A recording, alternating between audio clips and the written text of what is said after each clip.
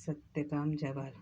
सत्यकाम जब गुरु के पास गए तो नियम अनुसार गौतम ऋषि जी ने उनसे उनका गोत्र पूछा। सत्यकाम ने स्पष्ट कह दिया कि मुझे अपने गोत्र का पता नहीं। मेरी माता का नाम जबाला और मेरा नाम सत्यकाम है। छांदोग्य उपनिषद में इसमें संबंधित एक कथा है। आप अत्यंत निर्धन लेकिन सद्गुणों से संपन्न एक स्त्री थी जिसका नाम जबाला था। उसके पुत्र का नाम सत्यकाम था। एक दिन उनके मन में गुरुकुल में रहकर शिक्षा ग्रहण करने की इच्छा हुई। वह चाहता था कि परमपिता परमात्मा के विषय में जाने। उसने अपनी माता से अपनी इच्छा जताई। माँ बहुत प्रसन्न हुई और उन्होंने गुरुकुल में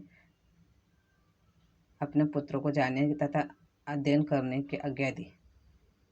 सत्यकाम गौतम ऋषि जी के पास पहुँचे।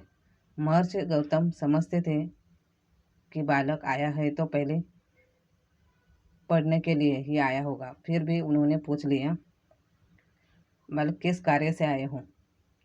आपके चरणों में बैठकर विद्याध्ययन करने की जिज्ञासा से उत्पन्न हुआ हो। गुरुदेव ने कहा। बालक का उत्तर सुनकर महर्षि प्रसन्न हुए।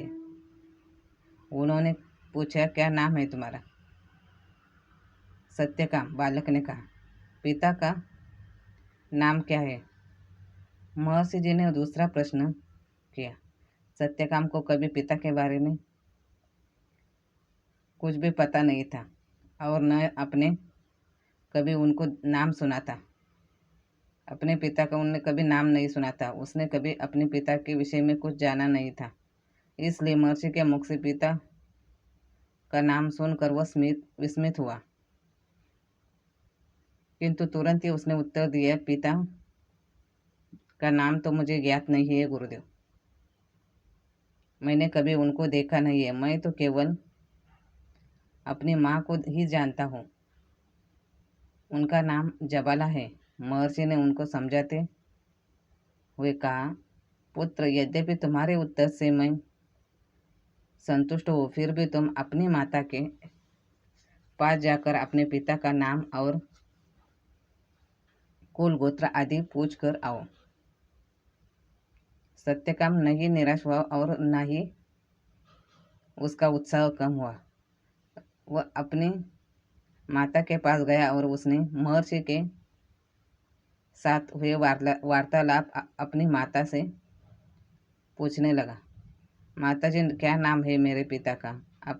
आपने उनके विषय में तो मुझे कुछ बताया ही नहीं। सत्यकाम की माता ने उसे समझाते हुए कहा, बेटा, मैं तुम्हें तुम्हारे पिता के विषय में बताती भी तो क्या बताती, जबकि स्वयं मुझे ही मालूम नहीं है कि तुम्हारे पिता कौन है। मैंने तो आज तक यात्रियों की सेवा में ही अपना जीवन बिताया है। नित्य प्रति यात्री आते ही रहते हैं। अपनी माता के मुख से अपने पिता के विषय में ऐसा उत्तर सुनकर सत्यकाम बोला, माँ, किंतु पिता का नाम जाने बिना तो कदाचित गुरुकुल में प्रवेश मिलना कठिन है। सत्यकाम को आशंका होने लगी थी। उसकी माता ही सत्य बोलने वाली थी। उसको अपनी सत्यता पर भरोसा भी था। अंततः उसने बालों को समझाते हुए कहा, बेटा, तुम महर्षि के पास एक बार फिर से जाओ और उन्हें ठीक उसी प्रकार बता देना जिस प्रकार मैंने तुम्हें बताया है। उनसे कहना कि मेरी माता स्वयं मेरे पिता के विषय में नहीं जानती, इसलिए न तो मुझे अपने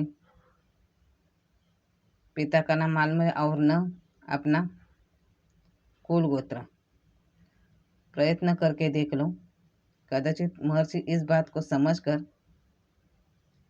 तुम्हें अपने गुरुकुल में प्रवेश देंगे। सत्यकाम पराजय स्वीकार करने वाला नहीं था। माता के समझाने पर वह फिर महर्षि के पास पहुंचे। गौतम महर्षि जी ने उन्हें फिर से पूछकर आए पिता का नाम। सत्यकाम बोला, गुरुदेव, मेरी माता कहती है कि उनको भी मेरे पिता का नाम मालूम नहीं है। उनका जीवन तो यात्रियों की सेवा में ही बीतता रहा है, इसलिए वे मेरे पिता का नाम तथा कुल गोत्र बताने में असमर्थ हैं। पुत्र और माता की इस प्रकार के सत्य के प्रति निष्ठा से महर्षि गौतम बहुत प्रभावित हुए। महर्षि ने सत्यकाम को शाबाशी देते हुए कहा, बेटा, जो इस प्रकार निर्भय होकर अपनी बात सच बता देता है वह निश्चित ही उच्च कुल की संतान हो सकती है। तुम्हारी माता का नाम जबाला है ना, आज से तुम्हारा नाम हुआ सत्यकाम जबाल। यह जबाला ही अब तुम्हारा गोत्र हुआ। तुम्हारी वंश परंपरा अब जबाला नाम से ही जानी जाएगी। निसंकोच मन से अब तुम इस आश्रम में अपनी पढ़ाई आरंभ करो। इस प्रकार महर्षि गौतम जी ने सत्यकाम को अपने गुरुकुल में प्रवेश दिया और उसका उपनयन संस्कार होने के बाद आश्रम में रहने लगा। कुछ दिनों बाद महर्षि जी ने 400 गायों पालन पोषण का भार सौंप दिया और सत्यकाम को कहा, बस इन गायों को लेकर पास के ही वन में चले जाओ और जब यह बढ़कर पूरी हो जाए तब वापस आना। उस समय मैं तुम्हें ब्रह्म के विषय में बताऊंगा। इसका अभिप्राय यह था कि सत्यकाम को पढ़ाई में कड़ी मेहनत करनी होगी और साथ ही गायों को की देखभाल भी करनी होगी। सत्यकाम लगन का पकड़ इसने महर्षि के चरणों में प्रणाम करते हुए कहा, महाराज, आपकी कृपा और आशीर्वाद से मैं अपने कार्यों को ठीक समय पर संपन्न कर लूंगा, ऐसा मेरा विश्वास है। सत्यकाम तुरंत तैयार हो गया और उन गायों को लेकर वन में चला गया। सत्यकाम ने स्वयं अपने लिए वहां कुटिया बनाई और फिर गायों को पालन पोषण के साथ साथ अपनी पढ़ाई में भी जुट गया। जिस लगन से वह अपना अध्ययन करता था उसी लगन से वह गायों की सेवा भी करता था। पूजा पाठ तथा योग साधना भी थी। दिन और रात गायों को ध्यान रखता, उनकी सुरक्षा और उनकी देखभाल, ये उसकी तपस्या थी। धीरे धीरे समय के साथ साथ गायों की संख्या भी बढ़ रही थी और एक दिन उसने देखा कि गायों की संख्या पूरी 1000 थी। सभी गायें पूरी तरह स्वस्थ हो गई थी। अकेला रहकर दिन रात गायों का ध्यान एवं सेवा रूपी तपस्या से सभी ब्रह्म के विषय में उपदेश दिए। सभी ने सर्वप्रथम गायों में से आए अग्निदेव हंस ऐसे एक एक करके उसके पास आया और बताया कि इस सारी सृष्टि, इस ब्रह्मांड का रचयिता ब्रह्मा कौन है। उन्होंने उसे साक्षात अनुभव भी कर दिया था तथा अंतर्धान हो गए। सत्यकाम के चेहरे पर ब्रह्म ज्ञान का अनुभव करके एक तेज प्रकट हुआ। उसके नेत्रों में चमक और वाणी धीर गंभीर हो गई। जब वो गायों को लेकर आश्रम में पहुंचा और उसने अपने आचार्य के चरण छूकर बताया कि गायों की संख्या उनके आदेश अनुसार 1000 हो गई है तथा वे सभी स्वस्थ, निरोगी एवं दृष्ट पुष्ट हैं।